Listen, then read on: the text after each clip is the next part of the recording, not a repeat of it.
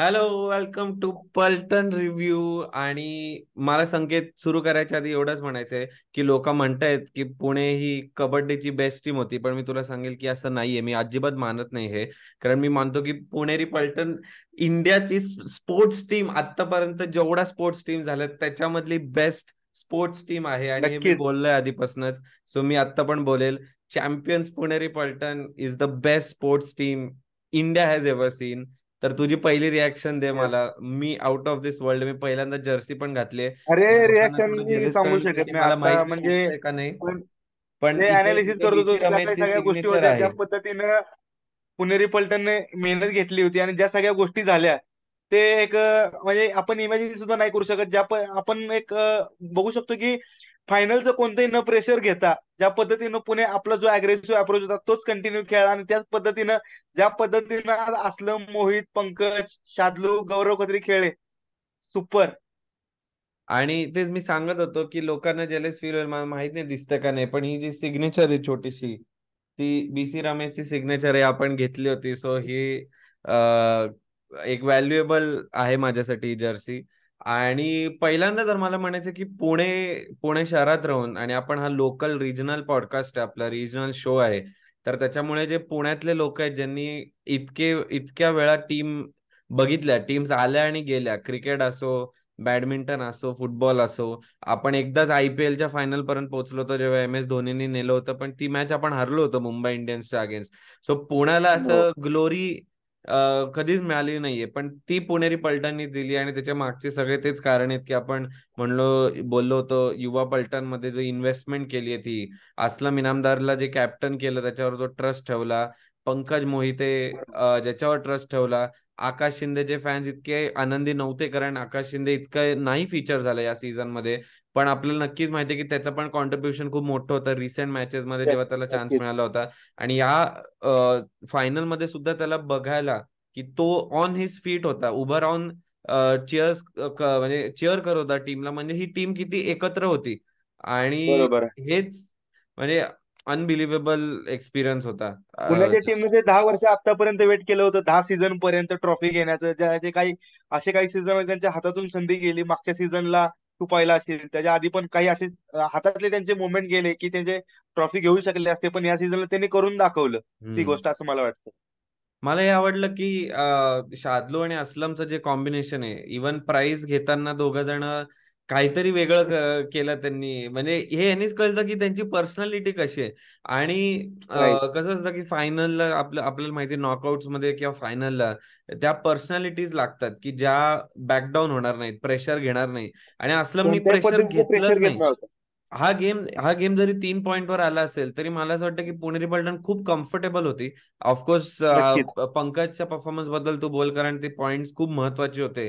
जेव्हा 4 पॉइंट्स आपल्याला मिळाले त्याच्या रेडनी. पण मला असं वाटतं की ओव्हरऑल प्रेशर नाही घेतलं टीमनी.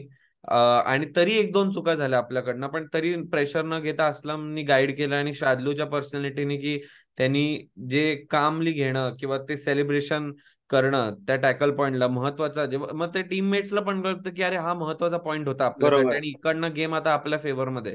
सो हे माझ्या मते खूप तर कॉम्बिनेशन आजच्या चांगलं. या मॅचचा मास्टर माइंड असेल हा असलम इनामदार, हम्म. की ज्याने एकदम कूल माइंडने पूर्ण मॅच शांत केली. ज्या पद्धतीने तो रेडिंगला जायचा, पूर्ण 30 सेकंद मध्ये 29 सेकंद तो रेड बैठला. अक्षय तू जो पाहिला असशील, त्याचे सगळेच्या सगळे ऑलमोस्ट रेड 29 सेकंदाचे त्याने केलेले आहेत.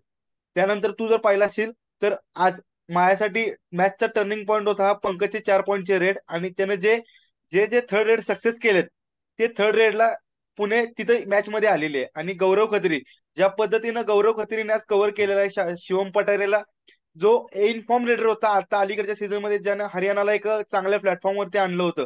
शिवम पठारेचे कॅच केले, परत त्याने त्यांचा जो मेन रेडर होता विनय, त्याला कंटिन्युअस टॅकल केले, ज्यामुळं हरियाणाचा कुठेतरी एक मोठे डाऊन झाला. त्यामुळं पुणेरी पलटण एक टॉप पोझिशनला आली या मॅच मध्ये. नाही, गौरव खत्रीने नक्कीच स्टेप अप केलं. आणि त्यांनी जे शिवम पठारेलाच कॅरी केलं लिटरली. येस, त्यांनी एका, right. I think second half मध्ये होतं ते. तर त्यांनीच कळतं की तो किती कॉन्फिडंट फील करत होता.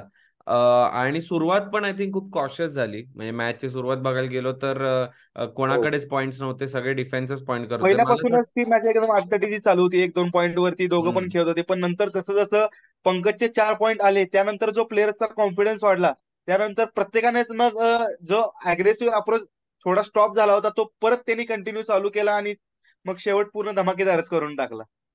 हो, आणि डिफेन्सचं बोलायला गेलं तर मला असं वाटतं की हरियाणाचा जो सर्वात रिलायबल डिफेंडर होता मोहित, तर आज त्यांनी भरपूर चुका केल्या किंवा नर्वस नर्वस नाही म्हणणार, पण फायनलमध्ये तेच लोक एक असतात ना फायनलचं की जे प्रेशर म्हणू कॅरेक्टर शकतोस तू. दाखवतात.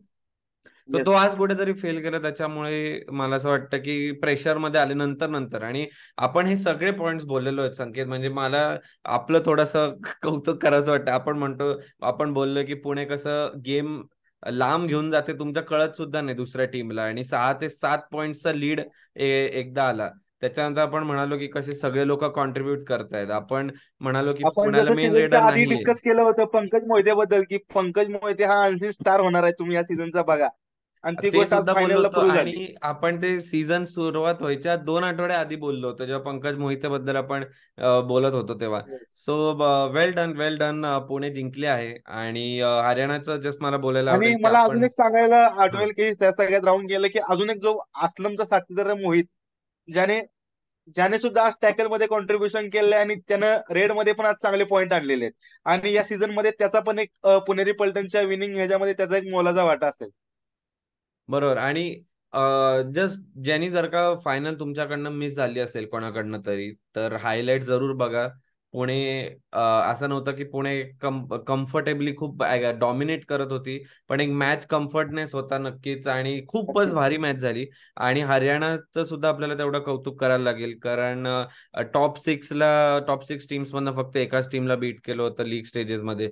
आणि आपण प्रेस कॉन्फरन्स अटेंड केली होती जेव्हा 6च्या 6 कोचेस होते, आणि तेव्हा जो प्रश्न विचारला होता बीसी रमेशला अँकरनी, की काय बरं की तुम्हाला काय वाटतं की टॉप 2 ज्यांनी फिनिश केलंय ते जिंकतील का? ते आणि जिंकतील का? हरियाणाच्या कोचनी म्हणाले होते की हम क्या मुंगफली बेचणे आहे, असं काय. आमच्या मुंगफली बेचणे आहे हा. की, आणि त्यांनी ते प्रूव्ह करून दाखवलं की आम्ही का हे नक्कीच. झालो होतो, प्रूव्ह झालो होतो, क्वालिफाय झालो होतो. आणि त्यांनी ते दाखवलं, दिग्गज दिग्गज टीमांना हरवून दाखवलं. त्यांची पण एक चांगली टीम आहे अवनीश. तू जर पाहिला असेल नक्कीच. त्यांच्याकडे पण सगळे यंग खेळाडू आहेत. त्यांनी ज्या पद्धतीनं त्यांचा वापर केला प्रत्येक गोष्टीमध्ये, आज जरी तू पाहिला असशील शेवटच्या क्षणापर्यंत जी सिद्धार्थ देसाईची रेड होती तिथं, जर त्यानंतर त्यांच्याकडे अजून एक जर 2 मिनिटं असते तर ती कदाचित मॅच मध्ये पण अजून आली शकते ते. हो, चांगली टीम आहे. आणि मला असं वाटतं की त्यांनी जे काय पॅशन दाखवलं. आणि एक मिनिट, मी फक्त कोचचं नाव म्हणतो बिकॉज आपल्याला हे मेन्शन करावं लागेल. मनप्रीत सिंग. मनप्रीत सिंग, हा. मनप्रीत सिंग. सो मनप्रीत सिंग हे जे कोच आहेत, ऑलरेडी 2 फायनल्स हारलेत गुजरात जायंट्स कडनं पण. आणि आजचं जे पॅशन बघितलं आपण त्यांच्याकडनं, म्हणजे यांनीच कळतं की किती मिनिंगफुल आहे पीकेएल जिंकणं असेल किंवा फायनल खेळणं असेल. राईट. आणि कबड्डीला जो प्लॅटफॉर्म मिळालाय, आणि मला असं वाटतं क्राऊड पण खूप चांगला होता आज. खूप जास्त. पुणेरी पलटणचे पार्ट ओनर्स जे आहेत ते सगळे आले होते. आणि मला आता या सीझन मध्येच थ्रू कळालं की पुणेरी पलटणचा पार्ट ओनर इज जय कोटक, जे कोटक महिंद्राची बँक आहे. त्यांचे ओनर्स काय म्हणू शकतो की त्यांचा जो सन आहे किंवा त्यांचा जो मुलगा आहे, तर तो पार्ट ओनर आहे. सो त्याच्यामुळे वेल बॅक्ड आहे टीम. टीमकडे पैसे आहेत. मे बी पुढच्या सीझन मध्ये अजून नवीन कुठलं तरी कोणीतरी हायेस्ट हे घेईल. पण अगेन म्हणजे शार्दूला घ्यायची जी स्ट्रॅटेजी होती, असं नाही की आपण नक्कीच सगळ्यांना जे उपयोगाला आली. पॉप्युलर आहेत त्यांना घेऊ. सो एनिवे, सो एवढंच होतं माझ्याकडनं. And just feeling great. मी जर्सी वेगळी घातली होती, पण मी ती चेंज करून पुण्याची घातली जेव्हा कळायला लागलं की पुणे हळूहळू जिंकते. So champions, Pune champions finally. आणि तुम्ही कमेंट्स मध्ये आता सांगा आपण कसं वाटतंय लवकरच तुम्हाला, आता नक्की आपण सांगा. भेटणार आहे या आणि पूर्ण सीझनच्या अनालिसिस बरोबर, ज्यामध्ये आपण पुणेरी पलटणचं पूर्ण अनालिसिस आणि आपण जे काही सांगितलं होतं ते सगळे अनालिसिस आपण परत एकदा रिव्ह्यू करणार आहे. आणि पुणेरी पलटणचा एक ओव्हरऑल जो परफॉर्मन्स होता या सीझनचा त्यावरती आपण एक लवकरच तुम्हाला भेटायला येणार आहे. All right. सो अगेन, तुम्ही आम्हाला काही तुम्हाला व्यक्त व्हायचं असेल, तुम्ही आम्हाला डीएम करा इंस्टाग्रामवर. संकेतचा नंबर असेल तुमच्याकडे तर मेसेज करा त्याला, आणि कमेंट्स करा युट्यूबवर. तुम्हाला कसं वाटतंय पुणेरी पलटणला जिंकताना बघून. आणि भेटूया, जसं संकेत म्हणाल तसं आम्ही नवीन व्हिडिओ येणार आहे आमचा अनालिसिसचा, आणि पुढचे काही इंटरव्ह्यूज पण असतील, आणि आम्ही पुण्यामध्ये जाऊन वेगवेगळ्या ऍथलीटशी पण अजून बोलणार आहे. सो पुढच्या एपिसोड पर्यंत, आणि आज रात्री it's party time. Full party.